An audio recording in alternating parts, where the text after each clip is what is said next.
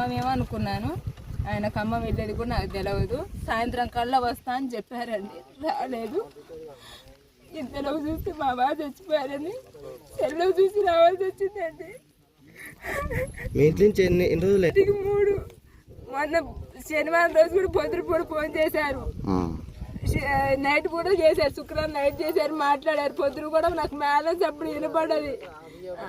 నిన్న నుంచి ఫోన్ చేస్తే 6 అయిపోయిందని నేను కూడా 2-3 సార్లు ఫోన్ చేసిన, రాత్రి చేసిన, పొద్దున చేసిన, ఏది రాలేదు. వాళ్ళకి తెలిసిన మేళగాళ్ళకి కూడా ఫోన్ చేసిన, వాళ్ళ మేళగాళ్ళు కూడా రాలేదని వచ్చారు ఈయన కోసమని.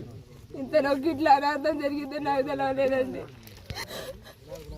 మాత్రం హత్య ఇది. మా ఆయనకి ఎవరు లేరు, పగస్తులు అంటూ ఎవరు లేరు. మనం చూస్తున్నాం ఇక్కడ దగ్గర పట్ల ఇల్లు లేవు, ఏది లేదు. లాక్కొచ్చి చేసిన బాబాయ్ తప్ప ఏది లేదు. మా ఆయన ఒక గొడవలు పోయి ఆయన కాదు, చేసి ఆయన కాదు. కానీ ఈ ప్రాంతంలో ఉన్నాడంటే ఖచ్చితంగా అది లాగి హత్య చేసిన ప్రాంతమని నేను అనుకో. అనుమానం అంటే ఏది, అతను మేళగండి కూడా నేను చూడలేదండి. నేను చూడండి ఎలా చెప్పను. హలో, నేను చేనుకి వచ్చి పోతానండి. చేనుకి వచ్చి ఇంటికి పోతాను. మాది నర్సులగూడెం, ఇక్కడ కౌలుకి చేస్తాను. చేనుకి వచ్చి ఇంటికి పోతుంటే పొద్దుపూట 7:30-8 ఆ టయాన ఇంటికి పోయినాం. అప్పుడు లేదు. మళ్ళీ 10 టయాన వచ్చేసరికి ఆడ బండుకొని పండబెట్టుంది మడిచి ఎవరు అని చూసేసరికి ఊపిరి పోయి సావదంగి వేసి ఆడ బండబెట్టిపోయారు. ఆటోలు తీసుకొచ్చిన అచ్చులు, ఆటో గిర్రలు అచ్చులు గట్రా ఉన్నాయి. అప్పుడు పోలీస్ స్టేషన్కి ఫోన్ చేస్తే పోలీసు వాళ్ళు వచ్చారు.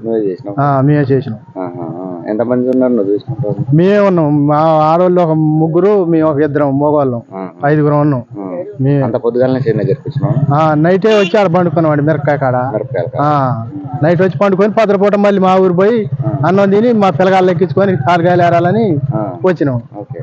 వచ్చేసరికి వస్తుంటారికి ఇక పడి ఉంది శవం. అట్లా చనిపోయి ఉన్నారని చెప్పేసి మనకి ఢిల్లీ పొలం వాళ్ళు ఇన్ఫార్మ్ చేస్తే వెంటనే మా వాళ్ళని ఇక్కడ పంపించడం జరిగింది.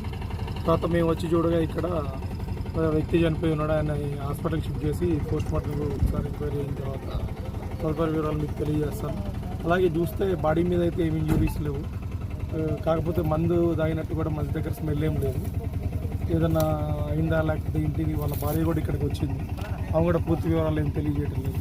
తర్వాత అసలు ఏ పనికి వెళ్ళిండి ఏంటి అనేది మొత్తం పూర్తి ఎంక్వైరీ చేసిన తర్వాత తదుపరి మీకు అన్ని వివరాలు తెలియజేస్తాను. Thank you.